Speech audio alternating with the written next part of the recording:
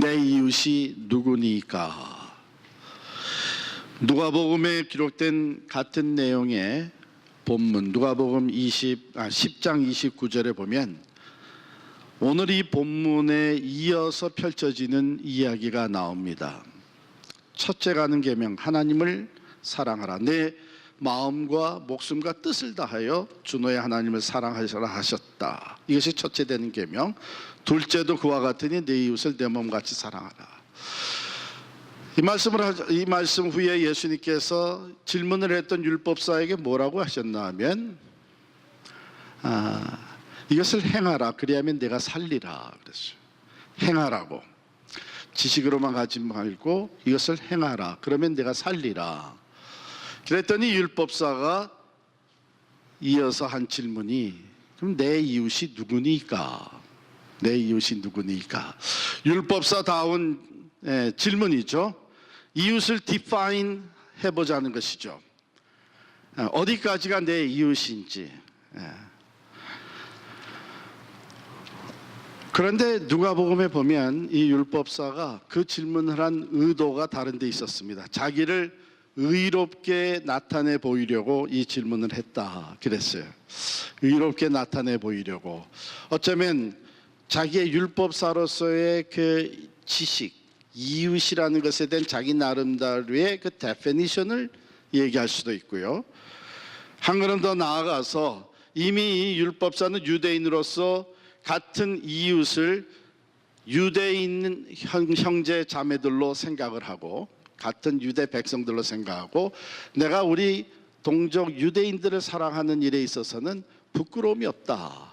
그래서 자기의 의의를 나타내 보이려고 질문을 했을 수도 있습니다. 내 이웃이 누구니까? 예수님이 이 질문에 대한 답으로 그 유명한 선한 사마리아인의 이야기를 하셨습니다. 누가복음 10장 29절을 보시게 되면 예수께서 30절이죠. 예수께서 대답하여 이르시되 어떤 사람이 예루살렘에서 여리고로 내려가다가 강도를 만나매 강도들이 그 옷을 벗기고 때려 거의 죽은 것을 버리고 갔더라. 이렇게 해서 이제 선한 사마리아인의 비유가 소개가 됐는데요. 이 비유, 이 이야기는 많은 성경 주석가들이 없었던 일인데 비유로 만들어서 얘기했다고 생각하지 않습니다. 이것은 실제로 있었던 사건일 것이다. 그 비유의 내용들을 가만히 보면 굉장히 구체적으로 묘사를 한 부분들이 나오기 때문에 그리고 이것은 마치 오늘 우리가 데일리 뉴스페이퍼를 접할 때에 거기에 실을 만한 사건이었다. 그래서 이것은 율법사도 또 그 주변에 있는 많은 사람들이 이미 알고 있는 실제적인 사건이었다. 이렇게 얘기를 합니다. 예수님은 그것을 들어서 율법사의 질문, 내 이웃이 누구니까 하는 질문에 답을 주셨습니다. 자, 그런데 우리도 이야기를 너무나 잘 알고 있는데 여기 강도 만난 사람이 먼저 소개가 되죠. 어떤 사람이 예루살렘의 여리고로 내려가다가 강도를 만나매 강도들이 그 옷을 벗기고 때려 거의 죽은 것을 버리고 갔더라. 자, 이 강도 만난 사람에 대해서 얼마만큼의 그 디스크립션이 주어져 있습니까? 프로파일이 어느 정도 지금 소개가 되고 있죠? 이 사람이 어떤 사람이에요? 어느 민족이에요? 어떤 문화권에서 온 사람이에요? 나이가 어느 정도 되죠? 부자예요? 가난한 사람이에요? 많이 배운 사람이에요? 그렇죠. 종교는 뭘 가지고 있는 사람이죠? 한 걸음 더 나가서 남자예요? 여자예요? 지금 보면 다른 디스크립션 하나도 없고 어떤 사람이라 그랬어요. 어떤 사람.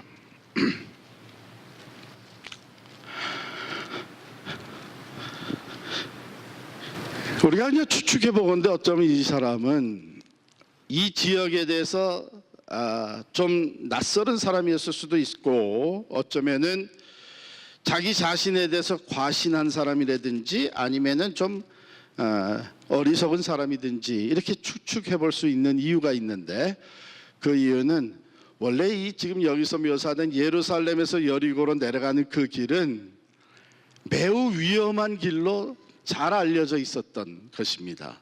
그래서 별명까지 붙여졌는데 블러디 로드라고, 피의 길이라고 하는 별명까지 붙여진 길이에요. 그런데 거기를 혼자서 가다가 강도를 만났습니다. 어리석든지 그 지역에 대해서 잘 모르든지 아니면은 자기 자신을 과신했다든지 뭐 이 정도 추측은 해볼 수 있지만, 이 사람에 대해서 우리가 아는 건 하나도 없고 그냥 한 어떤 사람이 강도를 만난 거예요. 그런데 그 옆을 지나가는 사람이 있습니다. 누구예요? 먼저 제사장이 지나갔어요. 여러분이 강도 만난 사람이었다면 다 죽어가면서 어렴풋이 눈을 떠가지고 나 지나가는 사람을 보니까 제사장이 오는 거예요. 얼마나 기대가 됐겠어요. 제사장 정도라면 나를 분명히 도와줄 것이다. 나를 살려줄 것이다.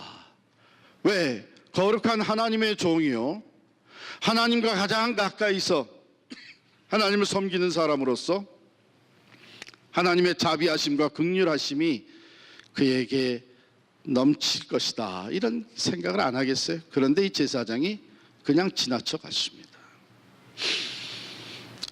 매우 실망했을 거예요. 두 번째 또 한 사람이 지나갔는데 레위 사람이었어요. 이 사람도 성전에서, 거룩한 하나님의 전에서 봉사하는 사람이니까 그래도 또 기대가 됐을 거예요. 그런데 레위인도 그냥 지나갔습니다. 왜 그랬을까? 뭐 아마 우리가 생각하는 우리의 입장과 크게 다를 바가 없었을 것이라고 생각되는 거죠.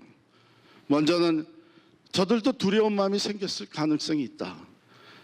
강도가 아직도 여기에 주둔하고 있어가지고 나도 해를 당할 수 있을까 봐 두려운 마음이 생길 수 있고, 또 아니면 바쁜 일이 있어서 그럴 수도 있고, 또 본인들이 큰 일을 맡은 사람들이니까, 그래서 큰 일 때문에 그냥 소홀히 여기고 지나갈 수도 있고, 아니면 좀 더 우리가 율법을 아는 대로 생각을 해보면 자기들의 그 제사장의 역할, 레위인의 역할을 하기 위해서 자기 자기 보호로 했을 수도 있다. 왜냐하면요,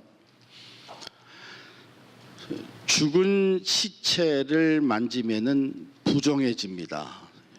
유대인의 율법에 보면 그런 부정해지면 제사장이 제사를 드리는 일에 나갈 수가 없습니다. 부정하기 때문에.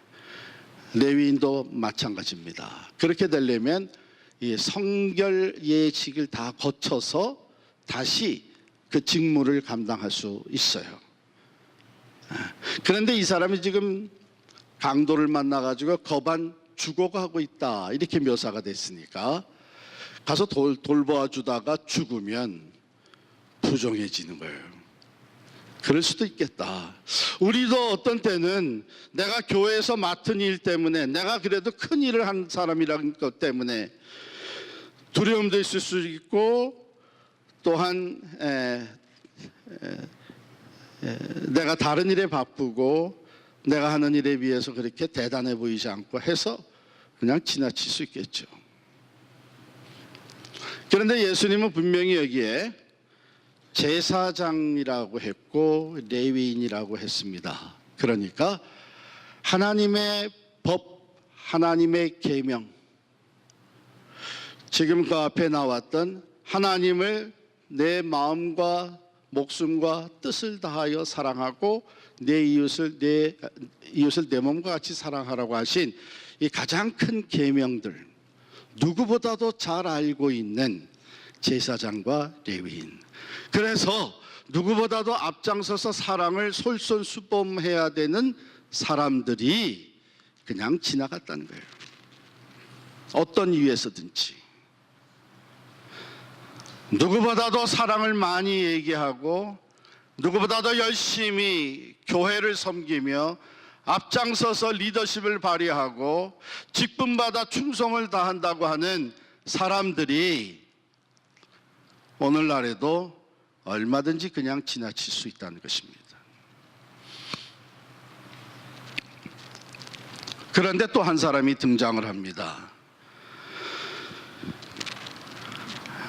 사마리아인이에요. 다 죽어가는 이 사람이 자기에게 가까이 다가오는 사람을 보기 위해서 겨우 힘을 들여 눈을 떠보니까 웬걸 사마리아인이에요. 우리는 지금 예루살렘에서 여리고로 내려가던 이 사람이 유대인이었을 것이라고 하는 거의 모든 성경학자들이 그렇게 추측을 하고 있듯이 강도 만난 사람 유대인으로서 사마리아인을 보게 될 때 전혀 기대할 수가 없는 상황입니다. 적대 관계잖아요. 서로 상종하지 않잖아요. 제사장도 그냥 지나갔고 레위인도 그냥 지나갔는데 적대 관계에 있는 사마리아인이 도와주리라고는 전혀 상상도 못하고 있는 이때에 예수님은 그 사마리아인이 이 사람을 구해주기 위해서 한 행동을 아주 구체적으로 이야기를 하셨습니다. 한번 보실까요? 33절이죠. 누가복음 10장 33절. 어떤 사마리아 사람은 여행하는 중 거기에 이르러 그를 보고 불쌍히 여겨, 먼저 마음에 불쌍히 여김이 있었다. 가까이 가서 기름과 포도주를 그 상처에 붓고 싸매고 자기 짐승에 태워서 주막으로 데리고 가서 돌보아 주었다. 그 이튿날 그가 주막 주인에게 데나리온 2를 내어주면서 이르되 이 사람을 돌보아 주라. 비용이 더 들면 내가 돌아오는 길에 다시 또 들려서 반드시 들려서 그 모든 것을 내가 다 갚아주리라. 아주 구체적으로 이 사마리아인의 행동을 말씀을 하셨습니다. 그 행동 하나하나를 소중하게 알려주신 것이죠.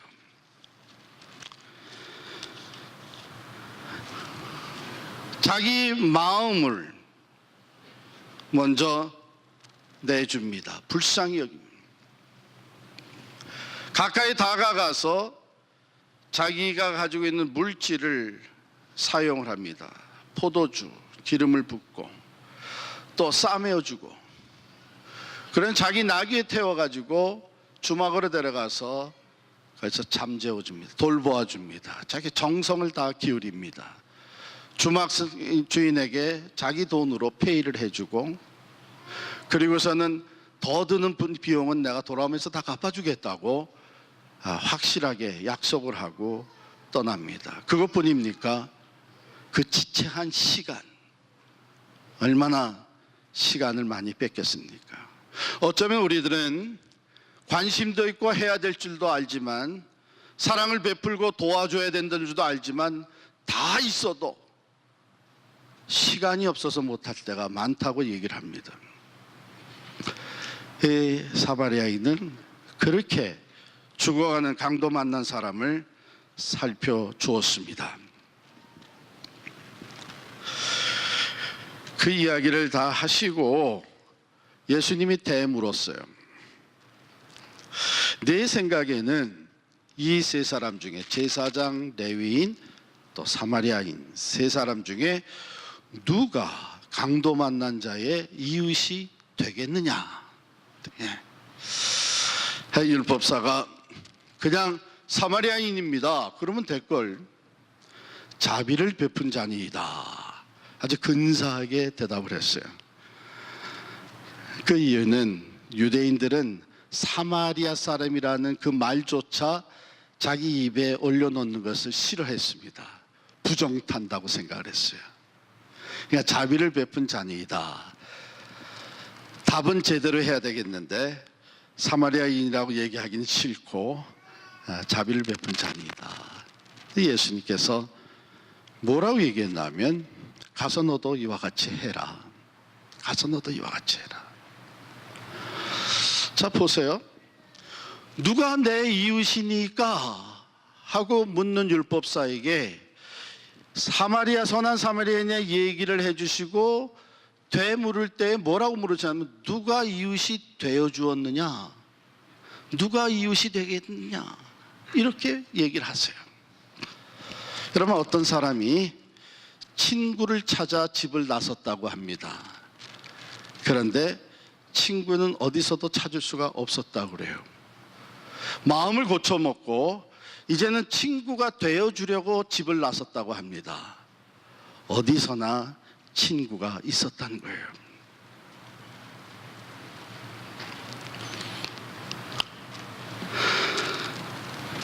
선교적 교회가 된다고 하는 것, 미셔널 처치가 된다고 하는 것은 오늘 주신 말씀에 의하면 어디서 우리가 선을 그을 것인가, 이런 걸 분석하고 결정하는 것이 아니란 얘기죠. 예수님이 이 말씀을 통해서, 사마리아인의 이 비유를 통해서 주신 우리의 교훈은 누구든지 지금 도움이 필요한 사람, 강도 만난 사람, 절망 중에 상처 입고 고통하는 사람, 외로운 사람, 가난한 사람, 누구든지 내 주변에 도움이 필요한 사람은 찾아가서 이 이웃이 되어 주어라고 말씀하시는 겁니다. 앉아서 누가 내 이웃이냐, 이 사람은 내가 도와줘야 될 사람이냐 안 도와줘야 되느냐, 분명히 딱하긴 딱한데 이 사람이 내 이웃이라고 생각할 수 있느냐, 이런 생각이 필요 없고 누구든지. 그래서 예수님은 강도 만난 사람이 어떤 사람이어야 되는지에 대해서는 일체 언급을 안 하신 것 같아요. 사도행전 9장에 보면 도루가라고 하는 사람이 나옵니다. 원래 다비다라고 하는 여인인데 욥바에 살고 있었습니다. 그런데 이 도루가가 죽었습니다. 이 도루가가 죽자 몰려온 사람들이 대부분 다 누구였나 하면, 와서 슬피 울며 고통하면서 가슴을 치며 안타까워한 사람들이 대부분 다 과부였습니다.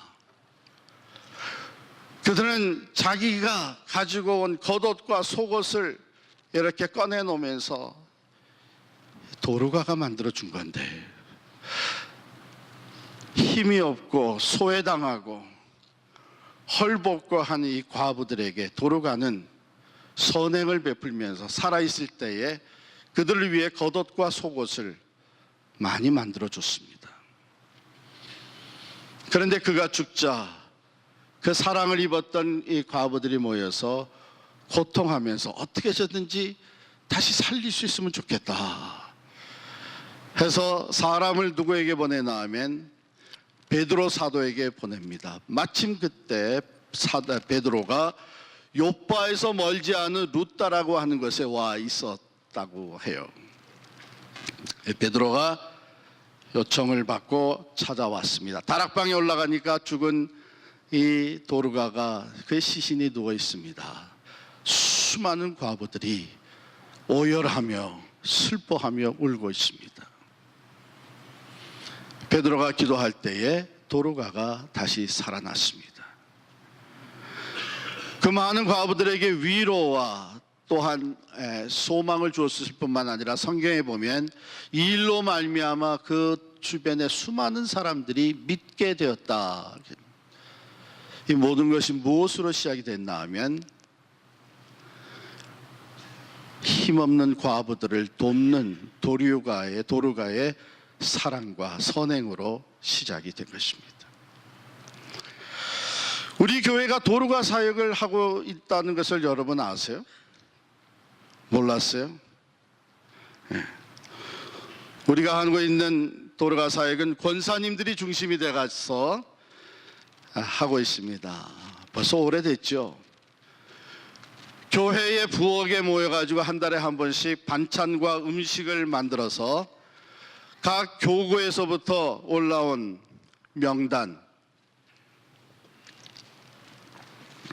이제 아기를 해산하고 있는 젊은 부부, 그러나 부모님은 저 한국에 계시고 멀리 떨어져 계셔서 산후조리를 돌봐줄 사람도 없는 가운데 밥 한 끼 해먹기가 어려워진 이 가정들에게 음식과 반찬이 이제 딜리버리가 되고, 권사님들이 만든 그 음식이 또한 혼자 유학생으로 와서 고생하며 살아가 공부하는 청년들에게 전달이 되고, 갑작스럽게 경제적인 어려움을 당해가지고 또는 육신의 질병으로 인해 식사하기가 어려워진 가정들에게 딜리버리가 됩니다.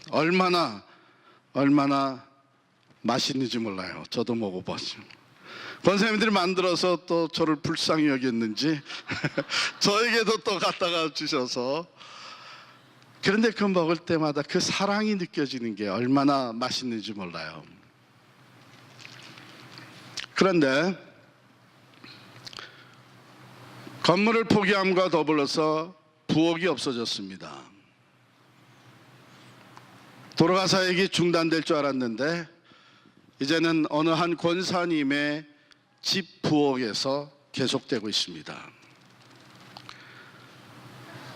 저는 그 얘기를 들을 때에, 그렇지, 부엌이 교회만 있는 게 아니지. 집마다, 그 권사님 집뿐만 아니라 우리 집에도 부엌이 있고 우리가 살아가는 모든 집에 부엌이 있지. 왜 도로가 사역이 파라모스에 있는 건물 안에 제한되어 있었나? 벌써 수년 동안 진행이 되어 있는데, 아하, 하나님께서 이 사역 또한 업그레이드 시켜주시는구나 하는 생각을 했습니다. 권사님의 집 부엌에서 사역이 진행되면서 흘러나오는 얘기가, 이거 우리 집 부엌에서도 하면 좋겠는데, 아니 다 모여서 할 뿐만 아니라 우리 각자 집에서 음식을 만들어 가지고 그것을 필요한 대로 나누면 되지 않겠나. 그러더니 우리 교구별로 하면 어떨까? 우리 교인들에게만 나눠주는 것이 아니라 우리 교구 그 지역의 이웃들, 어려운 자들, 애 낳는 집이 교인 집만 있나? 교회 안 다닌 사람들도 애 낳고, 어려움에 갑자기 처하는 사람들이 교회 다닌 사람들만 있나? 그동안 우리가 관심이 없어서 그렇지 우리 이웃들의 주변에 얼마든지 있는데, 생각을 해보니까 하나님께서 이 도로가 사역을 오히려 업그레이드 시켜주시면서 선교적 교회 미셔널 처치로 우리가 또한 자라가게 하시는구나 하는 생각을 갖게 되었습니다. 내 이웃이 누구니까? 물어보는 우리 율법사에게 선한 사마리아인의 이야기를 들려주신 주님은 우리 또한 내 이웃이 누군지를 다시 한번 생각하게 하고, 그들에게 우리가 베풀어야 될 사랑과 이웃을 내 몸과 같이 사랑하는 것이 실제적으로 무엇을 의미하는지를 다시 생각하게 하십니다. 우리 파라모스에 있을 때에 그 지역을 안 섬긴 것 아닙니다. 섬겼습니다. 연말이 되게 되면 우리 교회가 과일 박스를 다 준비해 가지고 그 지역에 돌렸습니다. 시장, 메이어 오피스에 돌리고, 폴리스 디파트먼트, 파이어 디파트먼트, 그 타운을 위해서 수고하는 공무원들에게 주로 돌렸습니다. 무척 고마워하더라고요. 그런데 우리 솔직히 얘기합시다. 그 선물에는 strings attached. 우리가 그 지역에 있는 한 공무원들하고 잘 지내야 무슨 일이 있을 때 도움을 얻을 수 있고, 웬만한 것은 눈 감아줄 수도 있고, 무척 고마워하면서 그들 또한 알았을 거예요. 계속해서 잘 봐달라는 거구나. 이제 미션 처치로, 선교적 교회로 잉글로 들어왔습니다. 이제는 순수한 사랑을 해보면 어떻겠습니까? 이 선한 사마리아인과 같이 아무것도 기대하지 아니하고 그냥 내 것을 베풀면서 한 사람을 살려낼 수 있는,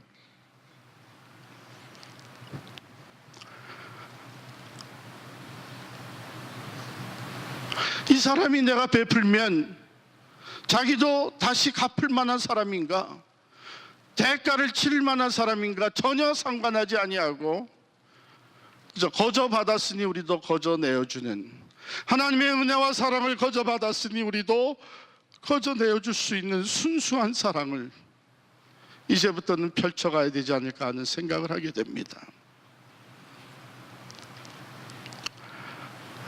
흑인이냐 히스패닉이냐 동양인이냐 아니 한국 사람이냐 따지지 말고, 교회 다닌 사람이냐 교회 안 다닌 사람이냐 따지지 말고, 오히려 교회 다니지 않는 사람들에게 이 잉글로드 지역이 하나님이 우리에게 보내주신 선교지라고 받아들이고 여기 있는 사람들을 임브레이스하고 포용하고 인바이트해서 사랑을 경험하게 하는, 아니 우리가 찾아가서 그 사랑을 베푸는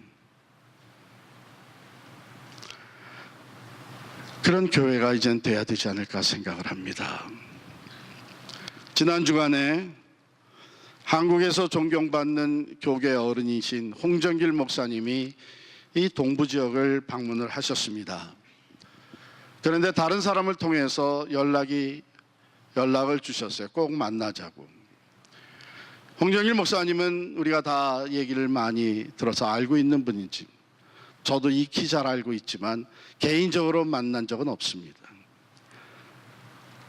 그런데 홍 목사님이 한국에서 우리 교회에 대한 기사를 읽고 방송을 보고 이번에 동부에 오면서 꼭 만나고 싶어 하셨습니다. 진리를 위해서 순수하게 믿음으로 나아가는 교회, 너무나 본인에게도 큰 감동이 됐기에 저를 꼭 만나자고 해서 저는 연락을 받고 서둘러서 광고를 내보냈습니다. 뉴저지 목사회, 러브 뉴저지 회원 교목사님들에게 이거를 광고를 해서 홍 목사님, 홍정일 목사님 오셨으니까 우리 한 2시간 목회 리더십 세미나를 하면 어떻겠냐. 그래가지고서는 목사님의 시간을 뺏어서 지난 화요일 2시간 목회 세미나를 했습니다. 아니 나는 양 목사님만 만나고 가려고 그랬는데 왜 이런 판을 벌렸냐고. 그러면서 아주 귀한 목회 이야기를 해주셨습니다. 그리고 저와는 그날 아침 브렉퍼스트를 단둘이 하면서 우리 교회에 대해서 물으시고 들으시면서 또 본인의 목회 이야기를 개별적으로 프라이빗한 얘기까지 해주시면서 너무 좋고 감격이 돼서 팬케이크를 드시면서 눈물을 흘리시까지 했습니다. 그런데 그 목사님이 대화 중에 이런 얘기를 하시는 거예요. 말이라고 하는 것은 실체가 없으면 소리일 뿐이죠. 우리가 얼마나 많은 말을 합니까? 실체가 없으면 소리뿐이다. 마이크에 대해서 얘기를 하고 마이크가 좋고 필요하고 마이크가 있으면 효과가 있고 말을 많이 해도 정작 이 마이크라는 것이 존재하지 않으면 그것은 그냥 소리로 끝나는 것입니다. 우리는 거룩을 얘기하고 진리를 얘기하고 공의를 얘기하고 사랑을 얘기하고 누구보다도 사랑을 많이 얘기하는 기독교인들입니다. 크리스찬들입니다. 하나님이 사랑이시고 하나님의 사랑이 십자가를 통해 나타나셨고 그 사랑이 나를 구원하였고 우리는 서로 사랑하는 교회고 공동체라고 사랑을 많이 얘기합니다. 그러나 실체가 없으면 그 소리일 뿐입니다.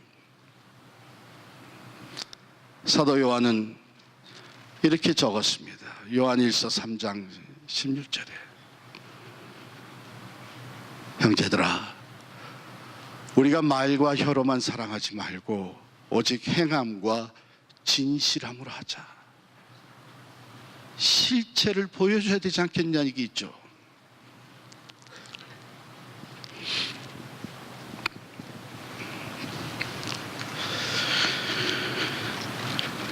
오래전 이야기입니다. 미국에서 한 사람이 자기 이름도 밝히지 않고 고아원에 찾아와서 물었습니다. 혹시 고아원에 있는 아이들 중에 어느 누구도 원하지 않는, 데려가려고 하지 않는 아이가 있습니까? 그 물음에 원장이 서슴지 않고 대답을 했습니다. 물론 있죠. 10살짜리 여자아이가 있습니다. 매우 흉하게 생겼는데 거기에다가 이 아이는 꼽춥니다. 이 아이에게서 그래서 단지 한 가지 좀 좋은 것을 찾아본다면 그 이름이 좋습니다. Mercy Good Faith라고 하는 이름입니다. 그랬더니 이 신사가 바로 내가 이런 애를 찾고 있었습니다 하고 그 애를 데려갔습니다. 데려간 후 한 35년이라고 하는 세월이 흘렀습니다. 35년 후에 아이오와 주에 그 있는 여러 고아원들을 감사하는 그 감사실에 실장이 보고서를 올렸습니다. 그런데 그 보고서에 한 고아원이 두드러지게 돋보였습니다. 이 고아의 집은 매우 특별한 곳입니다. 깨끗하고 어디보다도 음식이 훌륭하며 특별히 이곳 원장은 사랑이 넘쳐 흐르는 영혼을 가진 사람입니다. 여기에 있는 어린 아이들은 모두 잘 보살핌을 받고 있고 원장의 풍부한 사랑으로 선한 영향력을 받고 있습니다. 그들이 저녁 식사 후에 피아노 앞에 모였을 때 나는 다른 어느 곳에서도 느낄 수 없었던 분위기를 느꼈습니다. 나는 결코 그 원장의 눈과 같이 아름다운 눈을 지금까지 본 적이 없었습니다. 그 보고서는 됐습니다. 그들은 내가 그 원장의 얼굴이 보기 흉하고 꼽추라고 하는 사실을 잊고 있었다는데 놀라워했습니다. 그 원장의 이름은 Mercy Good Faith입니다. 어떤 한 사람이 이름도 모르는 한 젊은 한 신사가 아무도 원하지 않는 이 여자아이, 꼽추아이를 데리고 가서 사랑해 주었습니다. 이 아이는 사랑을 알게 되었고 사랑을 배우게 되었습니다. 후에 고아원 원장이 되어서 수많은 고아들에게 그 사랑을 베푸는데 그 사랑이 100배로 증식되어서 퍼져나갔습니다.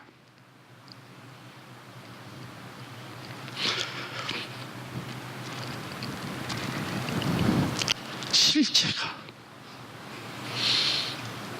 말과 혀로만 사랑하는 것이 아니라 오직 행함과 진실함으로 사랑함으로 말미암아 그 사랑의 실체가 보여져.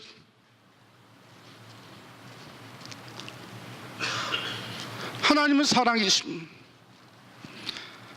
하나님은 사랑이신데 그 실체가 우리에게 보여졌습니다. 육신을 입고 가장 낮은 곳에 찾아오셨습니다. 사랑의 실체가 보여졌습니다. 전 생애를 예수님은 섬김의 종, 고난의 종으로 살아가셨습니다. 사랑의 실체였습니다. 마지막에는 십자가를 지시고 화목의 제물이 되었습니다. 희생적인 사랑의 실체가 선교적 교회가 된다고 하는 것은 바로 이 위대한 사랑의 열정을 가지고 나아가서 사랑의 실체를 보여주는 것입니다. 특별히 사랑이 필요한 우리 이웃들에게 고독하고 가난과 또한 연약함과 두려움과 아픔 속에 살아가는 우리 주변의 사람들에게, 그것이 누구이든지 간에 지금 도움이 필요한 사람이기 때문에 우리가 찾아가서 우리의 것을 내어주고 섬겨주고 그 삶을, 그 영혼을 뜨겁게 사랑해 줄 때에 거기에 예수 그리스도의 사랑의 실체가 드러나게 됩니다. 우리의 그 섬김으로 통해서 하나님의 사랑을 경험하고 하나님 앞으로 나오는 놀라운 역사가 나타날 줄을 믿습니다. 선교적 교회는 바로 하나님을 뜨겁게 사랑하는 열정, 그래서 하나님이 지으신 사람을 내가 사랑하며 섬기는 열정, 거기에서 하나님 우리에게 맡겨주신 미션이 시작이 되고 열매를 맺게 되는 줄을 믿습니다. 기도하겠습니다.